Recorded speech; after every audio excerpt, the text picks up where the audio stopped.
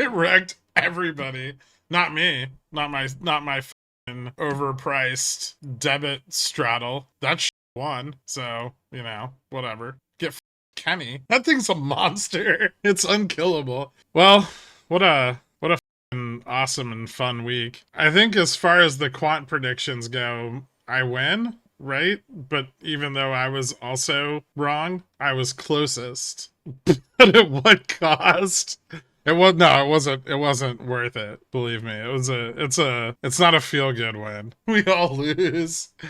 I do have the microphone. That's true. So end of day rejected off of 48.20. I feel like these consistently lower highs aren't a bullish trend, but I could be wrong. Dixie breaking up, going to after hours and moving towards that 102.50 test. The 2-year yield down kind of massively today, although a little bit up into close. However, under the 30-year and pretty far under the 20.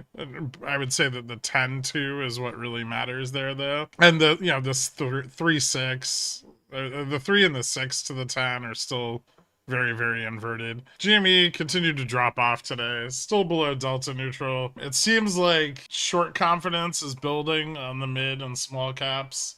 And we're starting to see a little more pedal to the metal on the volatility short. So, GME over the next couple months, probably down to the 12, maybe even $10 range. Upstart finally failed after yesterday's bump back up. Well, the last couple of days, it's had a few spikes of volatility to the upside.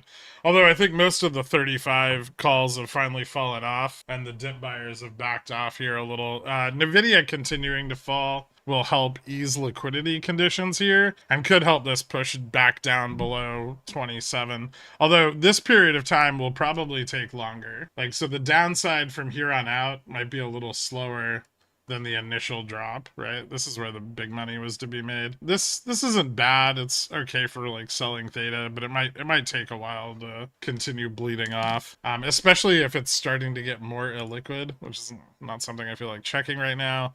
Fubo just getting shorted, finally. Definitely a lot more short pressure in the underlying and a little bit in the ETFs. Siri also kind of starting to get shorted back towards $5. Top being shorted, but the price isn't changing a lot. So down 2 cents on the day, although I believe the high of the day was at 212, 210. So yeah, still a lot of shorting that's not producing anything, or at least not producing any substantial downside. They have their announcement next week as far as their restructuring plan goes, and if the news from that is positive, these shorts are going to want to bail, and so that could really move things along. If the news is negative, this could drop to 50 cents in 5 minutes. Beyond, finally getting shorted down further below that trend. We see liquidity coming down a bit again. So no covering right now. Next week, there are a bunch of FTDs, but those were for if it was on Reg Show, which it's no longer. So I'll need to take a look at the FTD chart and see what kind of FTDs we have next week on the more regular schedule. But I have a feeling this could probably keep coming down to the 650, 680 level before it finds any support or gets back on Reg Show.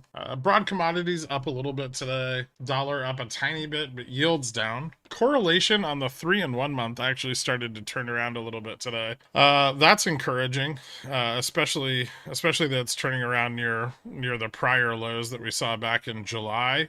Hopefully that continues into next week. That could be very bearish. Although I would wait for it to get back above kind of this prior level here to confirm. But a little breakdown in correlation today.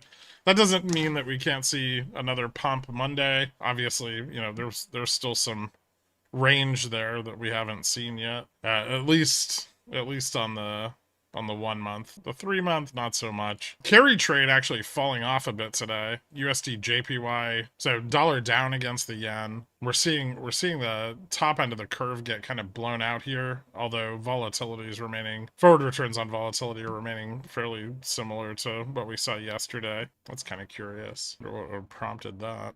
Anyway, nothing on move, although bond vol is coming down a bit. Skew pushing up again. The higher skew is, the higher chance there is for a tail event to occur. One way of looking at it. Right now it's, I mean, kind of low compared to where it's historically been, but it is continuing to push up. It's kind of just another sign of volatility shorting. And on the weekly, closing with negative 39.37% correlation between cash VIX and the VIX contract in front. Yep, that's about it. On the technical side, closing this week out below 48.1862 was actually pretty bearish. Even failing to retest the underside of this like long-term trend is also pretty bearish. So if week opens next week, let's say below this week's close, that may be a fairly strong signal that we'll start to see, you know, a downside move into the middle of next week, or a more volumetric downside move like that next week. But yeah, that's a double top. So, and on the weekly, on the daily, you know, I'd be expecting a retest of the EMA 30 after the last two failed upside attempts, and that would just be a pullback to like 4,700. So kind of like that over 5 days, and that, you know, that gives us our double top here and here, and then a break of the 30. We'd be looking for a test of the 50, break of the 50. A test of the 200. And I don't think that's an unreasonable expectation for a correction after such a huge pump over the last couple of months. And that would be about over the time period, probably somewhere around 6 to 7% downside. But we'll see. Obviously, we closed high enough this week that I think the first couple of days next week are going to be, you know, flat to bullish, and then, you know, maybe that's where we get our test of the high, which is still unrealized. So that's possible. And then, you know, fall off into SLD. I don't think that's out of the question yet. Closing above 47.80. So unless something drastic happens over the weekend and we open, you know, below 47.65 on Monday, I think we're going to be in very much the same position Tuesday rather that we were yesterday and today, with that continued battle for the upside. So remember, markets are closed Monday for MLK. I will also have the members stream Monday at 12:30 p.m. So everyone enjoy the long weekend. Thank you so much for tuning in this week, and I will see you bright and early on well, I'll see you Monday, but then I'll also see you Tuesday. Later, guys.